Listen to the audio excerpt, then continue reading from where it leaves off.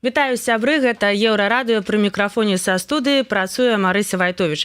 Сёння ў нас у гасцях навуковец Сяргей Бесараб. Спачатку пагаворым пра тое, ці сапраўды Беларусь гатовая да эпохі штучнага інтэлекту, а пасля пра вельмі важную, сур'ёзную тэму, гэта будучы магільнік радыёактыўных адходаў БелАЭС. Сяргей прааналізаваў афіцыйную справаздачу па гэтым праекце і прыйшоў да высноваў, якія істотна адрозніваюцца ад таго, што кажуць улады. Я прапаную вам быць актыўнымі, пакідаць свае каментары і пытанні ў часе пад нашым стрымам, калі для вас гэта бяспечна. І памятайце, калі ласка, пра сваю бяспеку. Мы пачынаем. Сяргей, днямі ў Нацыянальнай акадэміі навук прайшла вялікая прэс-канферэнцыя пра развіццё штучнага інтэлекту. Нам расказалі пра робатаў у сельскай гаспадарцы, медыцынскія нейрасеткі, дроны, суперкамп'ютары, нават сістэму, якая распазнае галасы птушак. Калі адкінуць прыгожыя прэзентацыі, наколькі Беларусь сапраўды прысутнічае на сусветнай карце штучнай інтэлігенцыі і ці чакаць нам бліжэйшым часам бульба GPT? Прывітанне, па-першае, Марыся, вельмі рад цябе бачыць. Взаемна. А па-другое, наконт штучнага інтэлекта. Гэта прэзентацыя ці канферэнцыя, яна менавіта, відавочна, што яна накіравана на тых, хто агулам не разумее, што такое гэта штучная інтэлігенцыя, як яно працуе, то бок, можа, для якіх пенсіянераў 80гадовых. Бо любы чалавек, які трохі ў тэме, напрыклад, апошнія 5 гадоў, сочыць за гэтай тэмай, ён разумее, што гэтае прэзентаванае адкрыцці, гэта класічны навуковы карга-культ.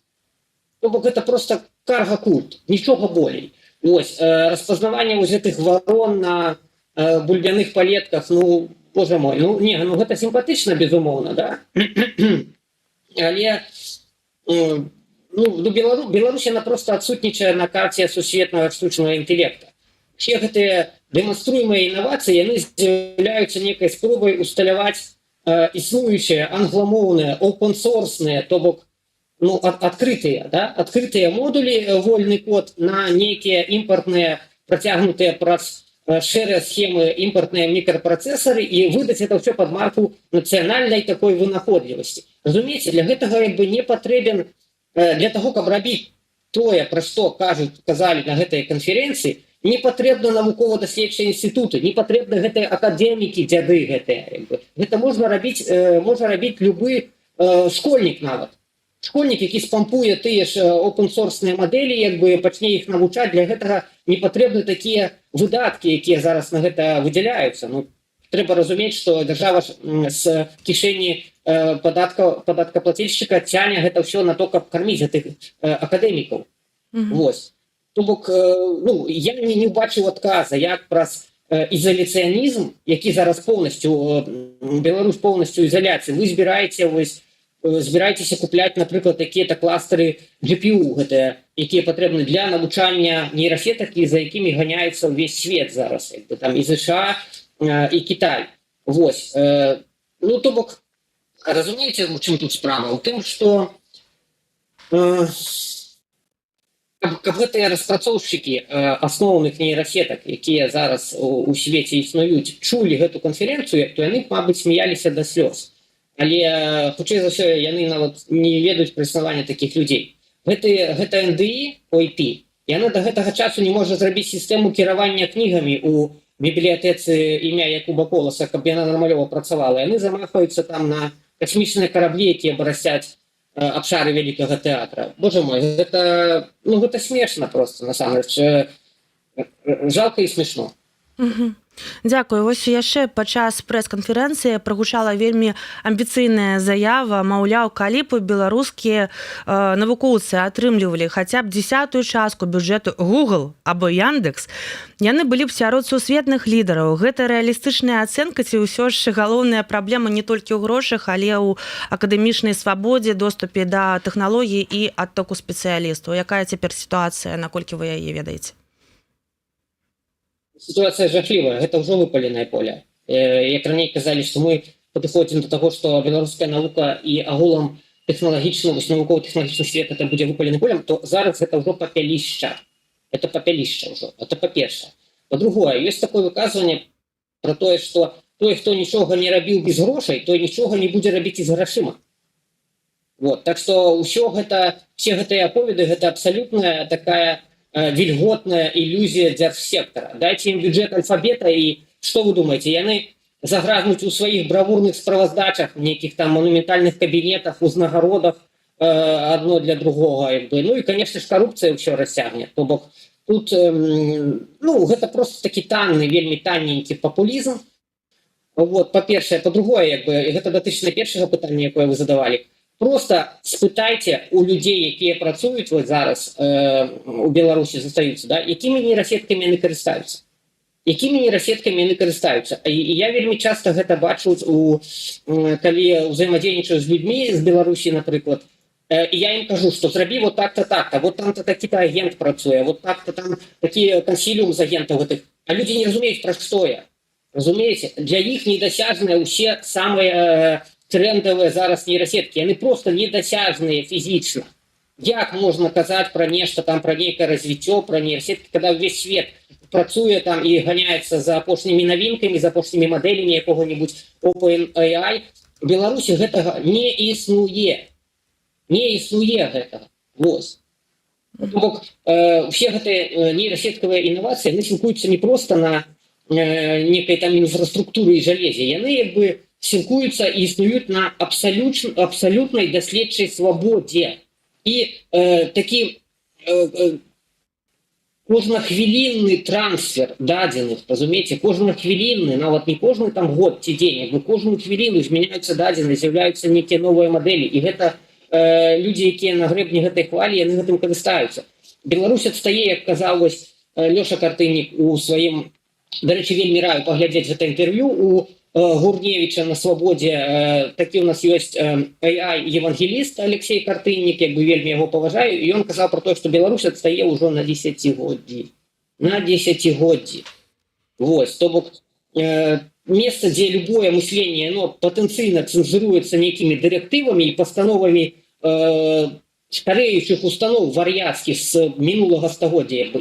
Інтэлект і чалавечы, і штучны, ён не можа існаваць. Ён не можа існаваць, ён імкнецца уцячы. Гэта любая мыслячая істота будзе уцякаць адтуль. Вось і ўсё.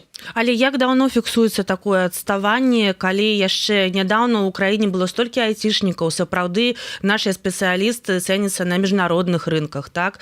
Як такое можа быць? Не самая горшая адукацыя, так, у радыётэхнічным універсітэце, як я разумею, была, і такія вось інтэлігентныя, інтэлектуальна развітыя былі студэнты, так, якія сталі такімі спецыялістамі. Вот, і тут хоп, і такое адставанне на 10годдзе. Слушайте, вы ж ведаеце адказ. Вы ж ведаеце адказ, калі пералом зрабіўся. Да? Кожны беларус, в прынцыпе, дасведчаны, які трохі глядзеў, што робіцца вакол яго, ведае, калі гэты пералом пачаўся. Гэты пералом пачаўся ў 2020 годзе. Вось. І на самой справе Лукашэнку вельмі пашчасціла. Лукашэнку і ўсё яго вось гэтай хунце вельмі пашчасціла, што ім дастаўся вось гэты базіс міленіалаў з выдатнай адукацыяй, якую яшчэ людзі атрымалі, скажем так, на афтэршоках пасля Савецкага Саюза. Выдатная матэматычная адукацыя, калі Савецкі Саюз жа рабіў стаўку менавіта на тэхнічную адукацыю, таму што патрэбны былі вайсковыя тэхналогіі, патрэбна было складаную гэту вайсковую тэхніку неяк ёй кіраваць, яны рабілі на фізіка-матэматычны падыход менавіта стаўкай. І Лукашэнку гэта ўсё дасталася. І вось гэты выбух айцішны, ён жа не проста так, таму што Беларусь у межах Савецкага Саюза гэта фактычна была краінай белых варатнічкоў, краінай лабараторыі. Да? Лукашэнку гэты буфер кадраў, ён дастаўся, але ён не змог яго ўтрымаць, ён не змог яго прымножыць, да? Ён яго знішчыў на карню, вось, і ўсё. Вось, і гэта абсалютна лагічна, тое, што зараз адставанне на 10годдзі, яно абсалютна лагічна любому чалавеку, які трохі глядзіць па бакам. Чаму так хутка, чаму кажуць пра адставанне на 10годдзі, можа нават на некалькі десятгоддзяў, бо зараз вось гэта штучная інтэлігенцыя, яна развіваецца такімі, як я кажу, кожную хвіліну нешта змяняецца. Такімі тэмпамі, што там дзень за 5 ідзе. Разумеется, як на поўначы, як працуючы на поўначы. І ну, мы ўжо перайшлі гэту, як ізноў жа Катынь казаў, мы ўжо перайшлі гэту лінію незваротнасці. Все, мы перайшлі гэту лінію незваротнасці. Улічваючы тыя пытанні, якія падымаліся на той прэс-канферэнцыі, пра якую мы сёння размаўляем, улады робяць стаўку на штучную інтэлігенцыю як на адказ на дэмаграфічныя праблемы. Роботы будуць праполваць буракі, аналізаваць ураджай, даіць кароў. Гэта сапраўды вось прыклад разумнай аўтаматызацыі, і ці ёсць такія прыклады, можа, у іншых краін, да, адкуль гэта вось бярэцца? І зноў жа пытанне, ці чакае нас там бульба GPT? Ну, глядзіце, вось гэтыя модулі штучнага інтэлекту і робототэхніка, напрыклад, якая іх утрымлівае, яны масштабіруюць эфектыўную працу тэхналогій, а не паўстаюць нейкімі сацыяльнымі мыліцамі. Разумееце? То бок накіраванне роботаў у дэградуючыя і абсалютна стратныя гаспадарчыя сегменты для того, каб перакрыць там дэмаграфічны аток, міграцыю або страту рабочых рук, ну гэта, прабачце, класічны тэхналагічны эскапізм. Гэта як лячыць дзіравую дарогу новай спадарожнікавай антэнай на слупе. То бок, ізноў жа, гэта вельмі танны папулізм. Вельмі танны папулізм, як бы, і ну, я не ведаю, я б сказаў, што перад нейкай там прадвыбарнай кампаніяй яны як бы так рыхтуюцца гэтым папулізмам, заліваючы грамадства, але тут жа у нас нейкіх выбараў няма, то бок гэта проста балабольство. Просто балабольство для того, каб на гэтых вось так званых навукоўцаў ціснуць зверху, ім патрэбна справаздачвацца, ну яны справаздачваюцца, нічога іншага. Всё, больш нічога няма. Тут ніяк інфармацыйнасць, інфармацыйнае навантажванне нейкае нулявая. То бок эта канферэнцыя прайшла, яны не сказалі нічога. Гэта маглі б сказаць нейкія дзеці ў дзіцячым садку, тое ж самае. Нулявая інфарматыўнасць. Зразумела, пра тэхналогіі будучыні ўлады гавораць ахвотна, ну, як мінімум справаздачыцца. Значна радзей пра тэхналогіі, якія павінны працаваць з наступствамі працы атамнай энергетыкі. Сергей, вы дэталёва прааналізавалі 300-старонкавую справаздачу па ацэнцы ўздзеяння будучага сховішча радыеактыўных адходаў. Калі сфармуляваць галоўную выснову адным сказам, чаго ў гэтым дакуменце больш, адказаў ці пытанняў? Ну, калі галоўную выснову сказаць, то яна будзе такой, што гэта не навуковае абгрунтаванне бяспекі, гэта юрыдычны акт капітуляцыі. То бок праектыроўшчыкі на 300 старонках, яны ўсё, што робяць, гэта маніпуляцыйна здымаюць сябе адказнасць за нейкую патэнцыйную будучую радыяцыйную катастрофу. І перакладваюць усе рашэнні, в асноўным рашэнне па выбару пляцоўкі на палітыкаў. То бок, гэта, я пра гэта пісаў шмат разоў у сваіх як бы допісах, пра тое, што глядзіце, тут менавіта навукоўцы дыстанцуюцца спецыяльна як бы, і перакладваюць рашэнне па выбару такой высоканебяспечнай рэчы на палітыкаў. І сярод такіх няма не то, што людзей з профільнай адукацыяй, з тэхнічнай адукацыяй там няма людзей, там акадэмія ўправлення Кубракоў будзе выбіраць пляцоўку для захоўвання ядзерных адкідаў. Разумееце, як бы? То бок адказаў аб самым аб'екце нуль. Мы бачым нейкую чыстую бюрократычную імітацыю. Ды ладно, што там чыстая імітацыя? Мы да гэтага часу не ведаем, што будзе будавацца. Вот глядзіце, як бы, да? У нас няма ні праекта, у нас не ёсць нейкі вельмі такі дзівакаваты рэндер, які там выкінулі вясной яшчэ. Нейкі такі, як сховішча, як сарайчык. Да? Зараз нам далі гэту справаздачу, і дзе мы бачым, што там ужо пляцоўка забудована, і гэта нейкі радыёхімічны камбінат, дзе ёсць як бы і печы для спальвання адкідаў радыеактыўных, і нейкія выпарныя, і незразумела што. То бок, фактычна, мы не маем нічога. Нават вось тыя даследчыкі, там, ці эколагі, якія б хацелі нешта прааналізаваць, а яны не могуць аналізаваць паветра. Акрамя паветра, нейкіх уяўных, такіх вельмі блытаных укідаў, няма нічога. То бок, пакуль гэта справаздача, гэта адзінае больш-менш асязальнае, што мы хаця бы можам пачытаць, паглядзець. Разумееце? Скажем так, часта паджимае, бо прырэактарнае сховішча, напрыклад, адпрацаванага паліва, яно до 30-го года ўжо запоўніцца. Прыйдзецца поўнасцю зупыняць БелАЭС. І вось на гэта, і ў тым ліку на гэта адказаў няма. пытанні ёсць пытанні ёсць, адказаў няма. І зараз вот глядзіце, до 14 ліпеня было так званае абмеркаванне, да?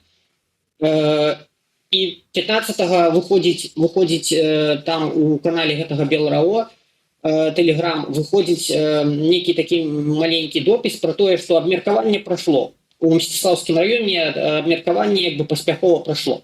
Все, пытанні зададзены. Якія пытанні, што, хто, сядзяць толькі, відаць, гэтыя галовы з начосамі, як бы, і дырэктар гэтага Белрао там за трыбунай. То бок, вось такое абмеркаванне.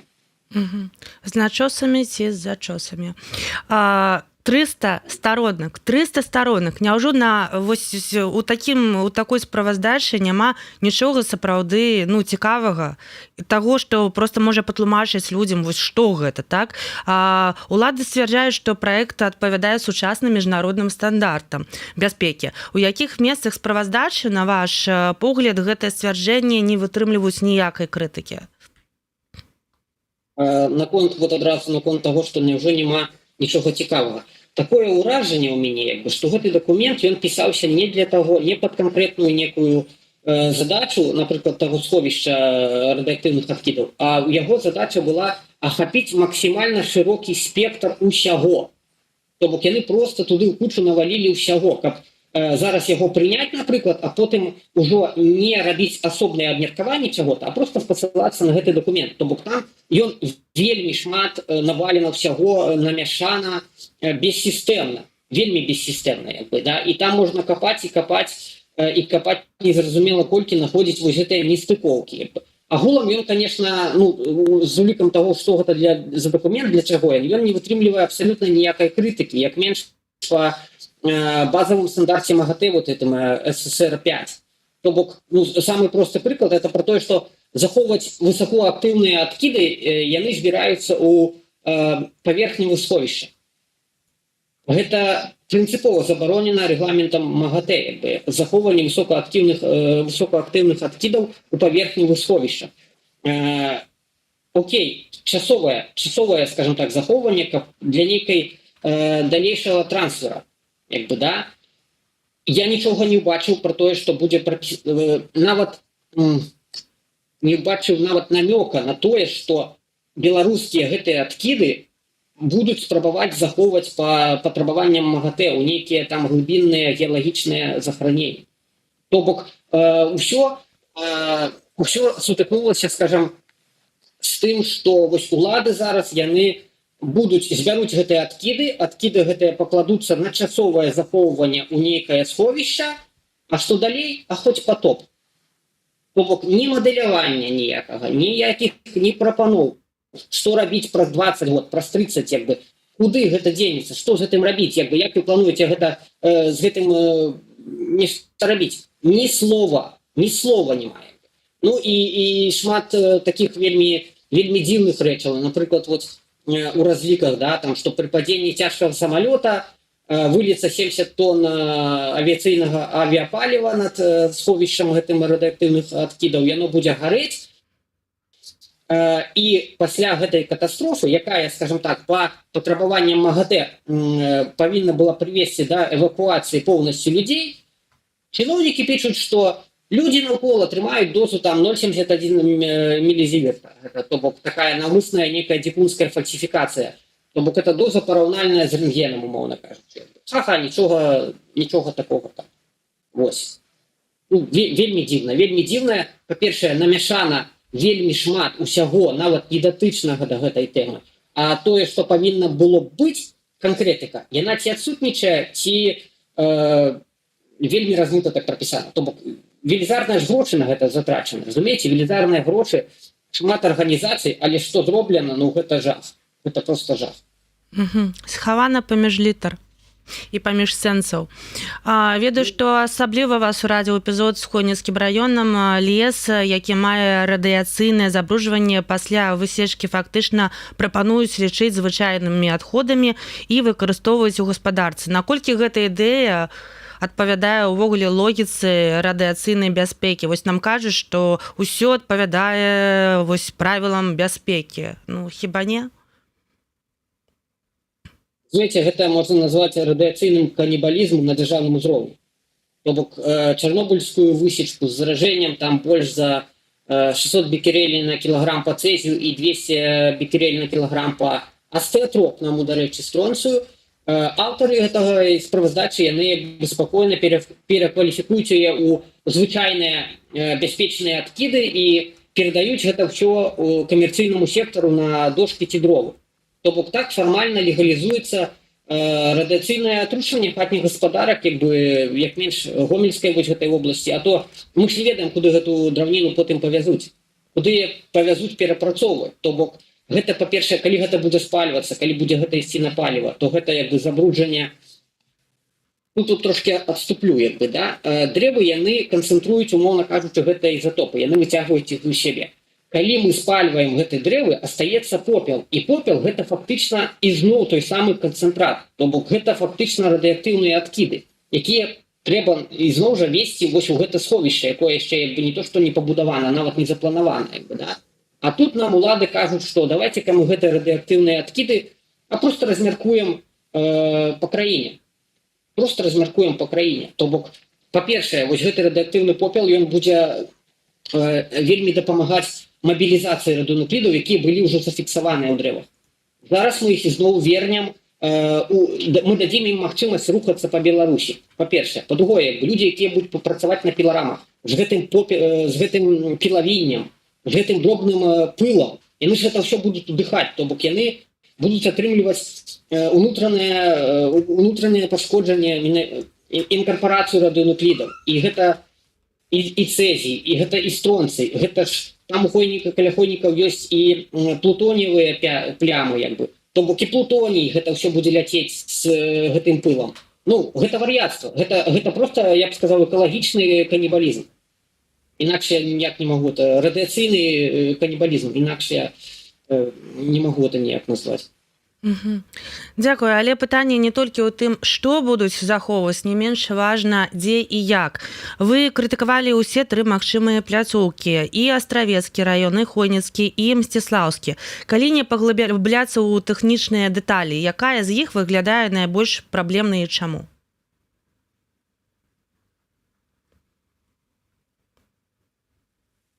Ну, глядзіце, тут добрых варыянтаў няма, усе варыянты з'яўляюцца пагрозай гідрасферы. Аднак пры гэтым астравецкая пляцоўка, на мой погляд, яна самая дрэнная, бо тут прапісана гэта нават у справаздачы пра тое, што грунтавыя лінзы гэта яны спалучаюцца з рэкамі басейна Нёмана. То бок адкрыццё нейкай гідралагічнай эмісіі ў трансгранічны Нёман з бочак, яно перакрэсліць любую логіку аховы трансгранічныя, да? Але атрымоўваецца радыёлагічныя аховы.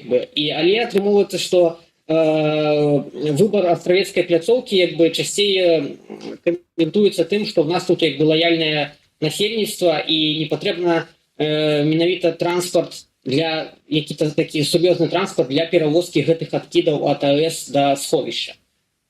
То бок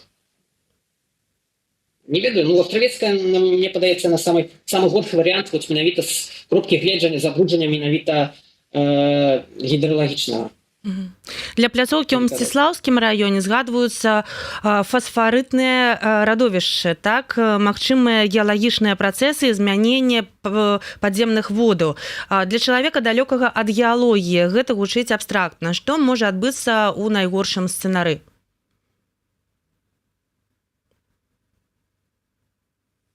Ну, глядзіце, фасфарыты гэта ж фосфарнае ўгнаенне, фосфарнае ўгнаенне ўвесь час патрэбны для беларускай, так сказаць, аграрнай галіны. Пакуль імі, скажем так, вырабляе фосфарнае ўгнаенне в асноўным гомельскі хімічны завод, які атрымлівае фасфарыты з рафелей. Калі там нейкія геапалітычныя зрухі адбудуцца, напрыклад, і гэта сыравіна ўжо не будзе паступаць, то я не выключаю, што пачнуць здабываць фасфарыты і ў Мсціслаўшчыне. І праца гэтых кар'ераў, яна патрабуе фасфарыты, яна патрабуе моцнай адпампоўкі ўнутраных вод.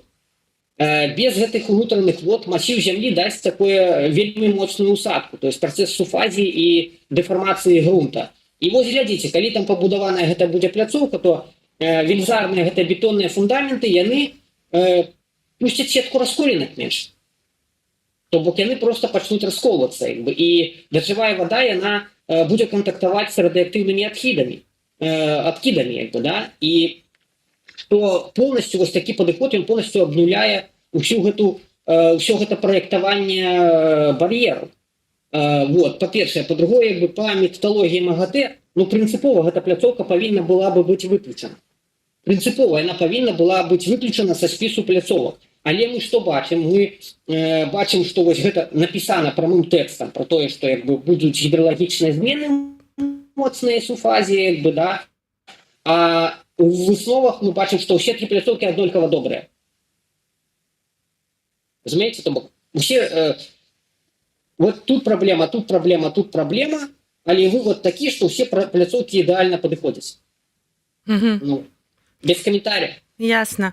Праект яшчэ прадугледжвае перавозку радыеактыўных адходаў па звычайных аўтамабільных дарогах. Гэта ўвогуле стандартная практыка ў свеце ці гэтае рашэнне, якое павялічвае яшчэ гэтыя рызыкі? Ну, шчыра кажучы, мне падаецца, гэта ініцыятыва беларускіх чыноўнікаў, таму што адпрацаванае паліва і высокаактыўныя адходы іх часцей за ўсё з АЭС, напрыклад, пераводзяць выключна спецыяльнымі такімі узмоцненымі вагонамі, яны называюцца ТУК.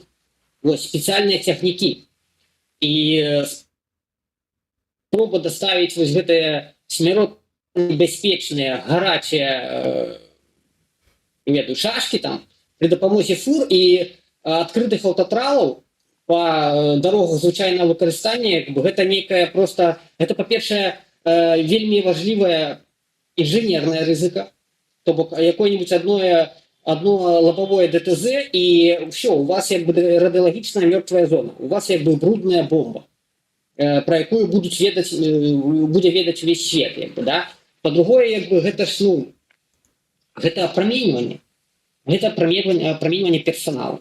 Я не ведаю, як гэта каментаваць. І для чаго гэта робіцца? Ну, можа, карэкце, гэта робіцца менавіта як выклік для эколагаў, для таго, каб людзі прачыталі, узяліся за галаву і далі ім рашэнні. То бок яны, можа быць, яны проста праз гэтую справаздачу звяртаюцца да нас за дапамогай. Яны не могуць нічога зрабіць, як бы, і вось дапамажыце ім. Я і такую верагоднасць не выключаю. Але як дапамагчы, гэта яшчэ пытанне. Мы вернемся да маіх пытанняў. Я б хацела яшчэ зачытаць трошкі таго, што ў нас прыходзіць у чат. Дзякую вам, спадарства, што актыўны ў нашым чаце, абмяркоўваеце не толькі тэму гэтага эфіра, але ўжо і наступнага.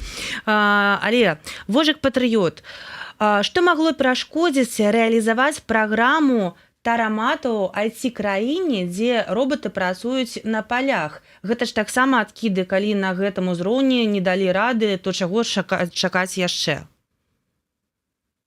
Ну так, як бы, вось гэты прыклад, ён паказвае пра тое, што няма кампетэнцый ні тэхналагічных, ні кадравых для маштабавання нават дастаткова простых рэчаў.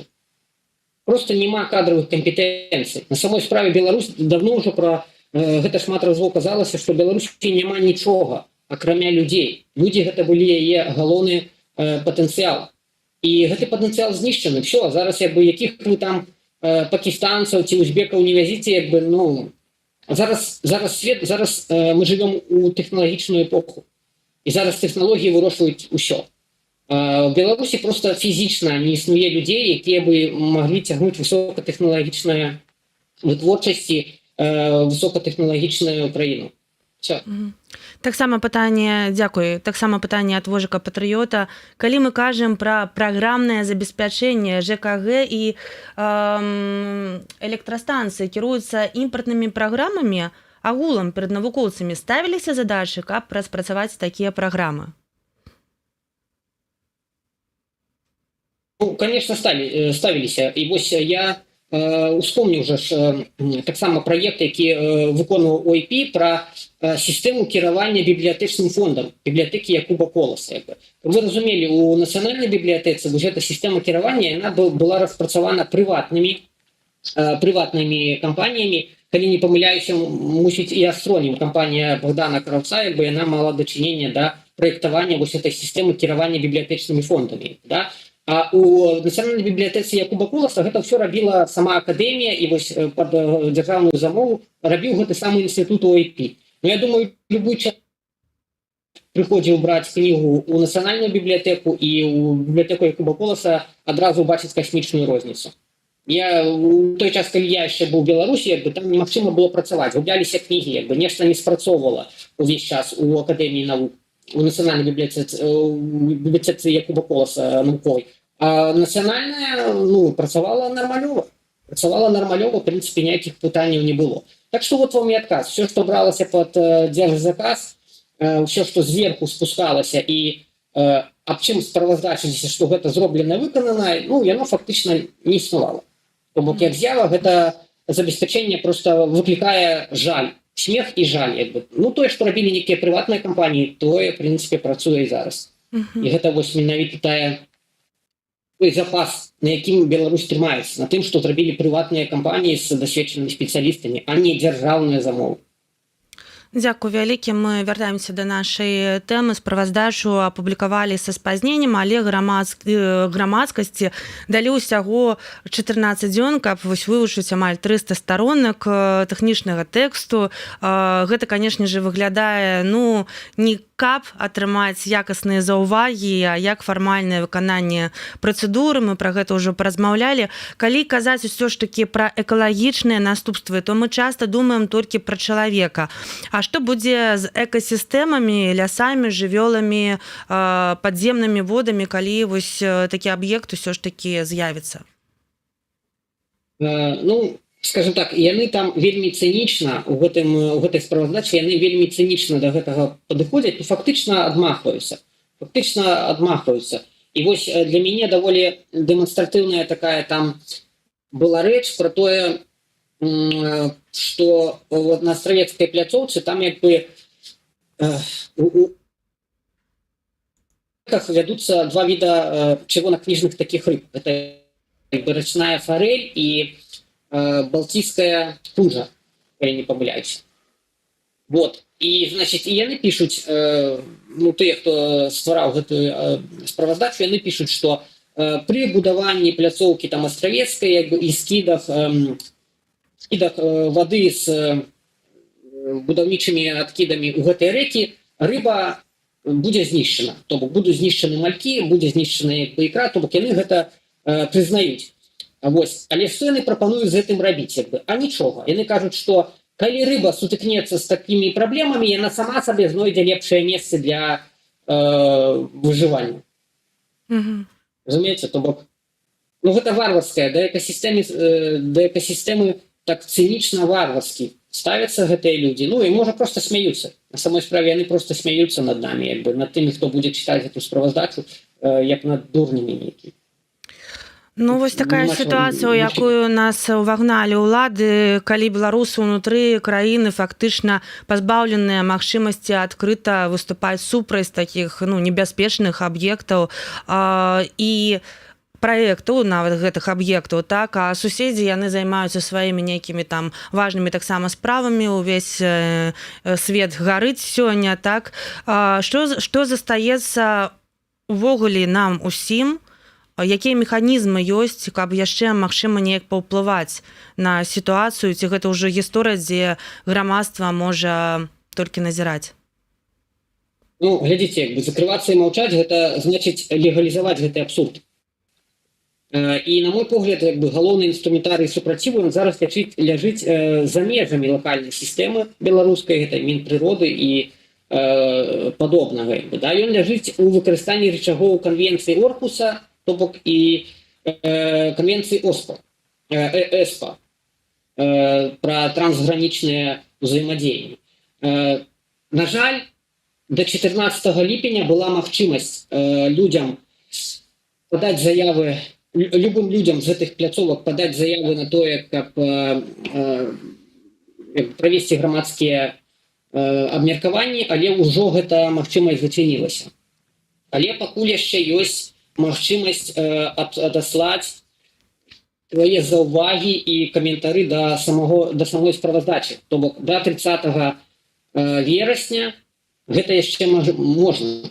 Тому як бы калі нехта хоча нешта зрабіць, то як бы самы час, нават вось паслухаўшы наш стрим, як бы напісаць, узяць нейкі кавалачак, напрыклад, пра тую ж рыбу, да, напісаць эти кавалачак і задаць гэта, отослать праз e-mail на сайт Белрао і на сайт, на e-mail вось гэтых райисполкомаў, як бы, і спытаць, як яны пракаментуюць, чаму будзе знішчацца вось гэта чырвонакніжная рыба, напрыклад, да?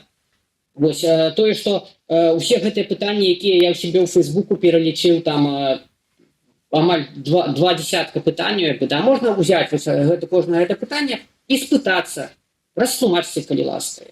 То бок тут наша мэта, конечно, гэта прыцягнуць увагу, гэта, па-першае, запаволіць вось гэты працэс легалізацыі гэтага вар'яцкага некага збудавання, да? Запаволіць яго для таго, каб маглі прыцягнуцца да экспертызы міжнародныя экалагічныя арганізацыі, каб суседзі нашыя маглі нешта прааналізаваць, праглядзець, бо гэта вельмі справа не хуткая, вельмі не хуткая справа. І вот тое, што беларускія ўлады яны зрабілі менавіта 14 дзён, то бок 14 дзён на тое, каб прачытаць і прааналізаваць і пракаментаваць гэту справаздачу. 14 дзён з улікам того, што гэта 300 сторонак дзікуска перамяшанага некага канцелярыта, нейкіх фактаў, як бы радыялагічных, якіх і радыяцыйных, якія немагчыма аналізаваць, калі у цябе няма адукацыі, да? На гэта ўсё далі 14 дзён. Вось, яны проста хацелі хутчэй гэту тэму зачыніць і схаваць яе з грамадскіх вачэй далей. Вось, таму як бы кожны можа вось пісаць, вось слухаць такія стрымы, чытаць меркаванні экспертаў і потым пісаць посты. Гэта бяспечна, гэта ваша канстытуцыйнае экалагічнае права. Вось. Як менш так. Ясно, дзякую вялікі. На жаль, час наш уже скончаны амаль. Я яшчэ толькі хацела запытацца, вось вы кажаце пісаць, так, пісаць там Мінпрыроды, калі напіша, ці яшчэ нейкія спецыялісты. Але калі ўжо праект уже готовы, калі ўжо ўлады ўсё вырашылі, што яны робяць. Няўжо хоць нехта можа, я ўпэўнена, што ў Мінпрыроды працуюць суперэксперты, людзі, якія добра разумеюць гэтую сітуацыю. Я ведаю, што там шмат неабыякавых людзей, дакладна ведаю. Вось, але па іншым іх ініцыятывах нават у цяперашняй Беларусі ёсць добрыя ініцыятывы, накшталту там, напрыклад, вось хочуць адмяніць, наколькі я ведаю, штучныя кветкі ў Беларусі. Таксама у нас быў артыкул вялікі і увогуле штучныя там розныя рэчы, так, замяніць больш натуральнымі там нейкімі там прадуктамі, і ўсё гэта можна вырашыць, так. Вот, але калі праект ёсць і ўжо ўсё вырашана, няўжо можна на яго паўплываць сёння? Ведаце, што я не блытаў бы штучныя кветкі і радыяцыйныя адкіды, бо радыяцыйныя адкіды гэта на стагоддзі. Канешне. Я разумею, я маю на ўвазе, што ёсць неабыякавыя людзі. Дакладна. Людзі неабыякавыя ёсць, але, напрыклад, адна справа зрабіць нешта маленькае, што, в прынцыпе, ніяк не кранае тваё жыццё, а іншая справа ўдзельнічаць у тым, што можа глобальна змяніць жыццё беларусаў на дзесяцігоддзі, на стагоддзі. І тут, вот, як я казаў, шмат хто нават у гэтай справаздачы праглядаецца тое, што гэтыя навукоўцы, я дапускаю, што яны разумеюць тое, што яны зараз вырабляюць. Яны разумеюць, і іх валасы устаюць дыбарам ад таго, што у чым яны зараз удзельнічаюць. Вось, яны разумеюць, і таму як бы яны спрабуюць перакласці гэта менавіта на Савет Міністраў, каб выбіралі, каб гэты злачынны круг зрабілі міністры. Ужо таму Кубракову яму, в прынцыпе, ўсё роўна, ісці няма куды, ён, як кажуць, Гаага і варыянтаў не шмат. Падмахне і пад гэта і радыяцыйны выбар яго таксама паставіць яму дадатковы артыкул абвінавачвання. Да? І вось гэтыя навукоўцы, яны проста схаваліся. Нават калі яны ёсць, яны проста схаваліся, яны умылі рукі. Яны умылі рукі, і ўсё. І нам гэта паказвае, што калі тыя, хто маглі нешта сказаць, калі нешта ведалі, яны адышлі ў бок і дэлегавалі ўсё гэта дэпутатам, то шансаў ужо няма. Шансаў няма, як бы. Ясна, дзякую вялікі, дзякую, што знайшлі час. Я нагадаю, што сёння ў нас у гасцях быў папулярызатар навукі, навуковец Сяргей Бессараб. Сёння мы гаварылі пра тое, ці сапраўды Беларусь гатовая да эпохі штучнай інтэлігенцыі, пра тое, што хаваецца за афіцыйнай справаздачай аб будучым сховішчы радыеактыўных адходаў БелАЭС. Гэта было Еўрарадыё, са студыі працавала Марыся Вайтовіч. Яшчэ раз дзякую нашаму госцю. Заставайцеся, калі ласка, з намі. Хутка будзе ўжо праграма EDX і пасля яшчэ адзін эфір. Дзякуй. Пакуль. Пакуль.